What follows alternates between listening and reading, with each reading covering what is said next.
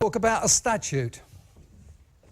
A statute is a legislated rule of a society. I'll finish at the end of this screen. All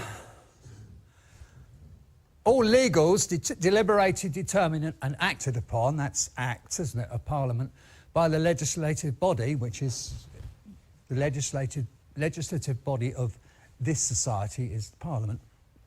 This society, the one that no one here, I think, has made an application to join. Well, I certainly haven't. So a statute is a legislated rule of our society. Members consent to these rules by joining. When did you join our society? When did you join the society for which Parliament is making statutes? Did you look at the common goals? Did you agree with them? When did you join? You see, members consent to these rules by joining. So when did you give your consent to be fined for doing 35 in a 30 limit is the point in practice. You didn't. Non-members are unaffected. And if you didn't join the society, then you're not affected by a 30 limit. Now, you are affected by your responsibility. But I'll give you an example. For example, around my way, there are schools.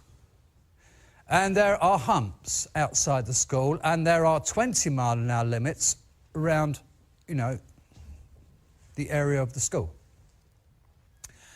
And when the kids are going to school and when they're coming out, even 20 is actually quite dangerous. Okay? Yes, so acting responsibly, you would really take it easy when the kids are going to school and when they're coming out.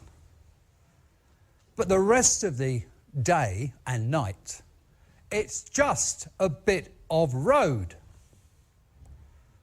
So why has it got humps there and why has it got 20 limit?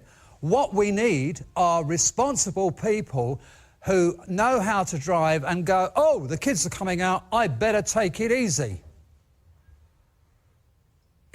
We need to act responsibly at all times. And then we don't need humps and 20 limits, is my contention. To think about this in another way, your doctor does not need to obey the legislative rules, in other words, the statutes, of the Law Society. Do you obey the statutes of the Law Society, doctor? Don't be bloody stupid, I'm your doctor. But I do accept the statutes of the British Medical Association, and I have taken a Hippocratic oath. Your lawyer, your solicitor, does not need to obey the Hippocratic oath and the legislative rules and the statutes of the British Medical Association. But he does need to obey the statutes of the Law Society, which are different.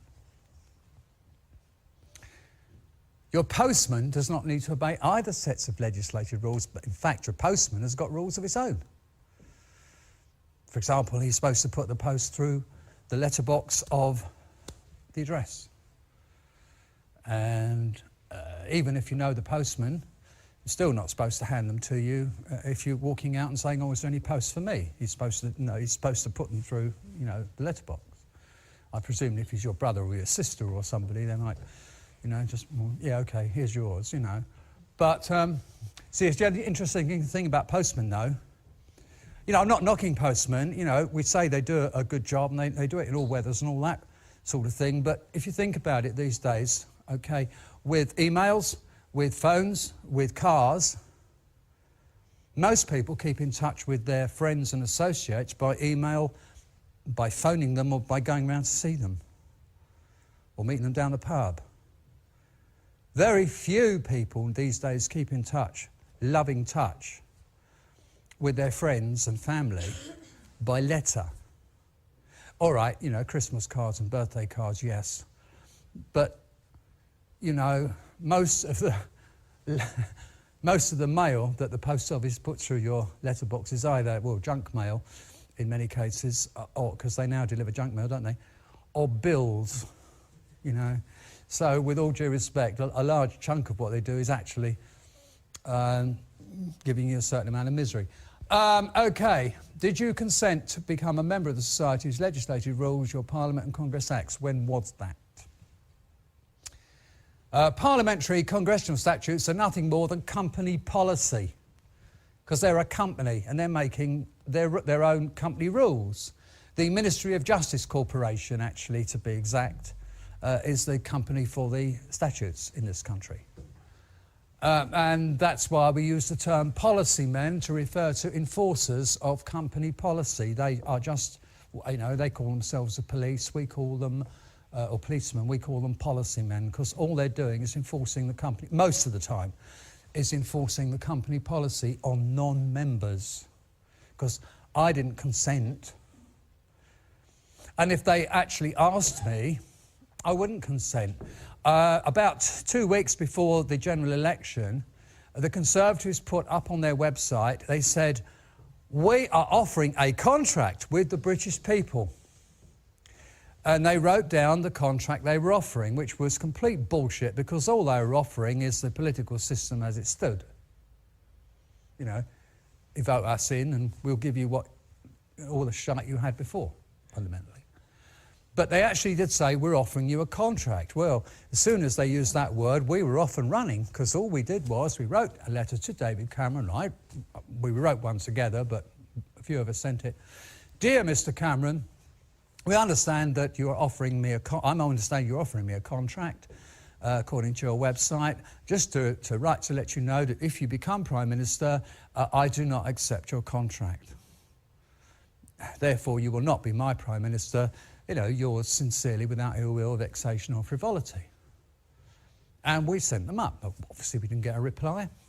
But, you know, it's now on writing that David Cameron's not my Prime Minister and he's got a letter to prove it.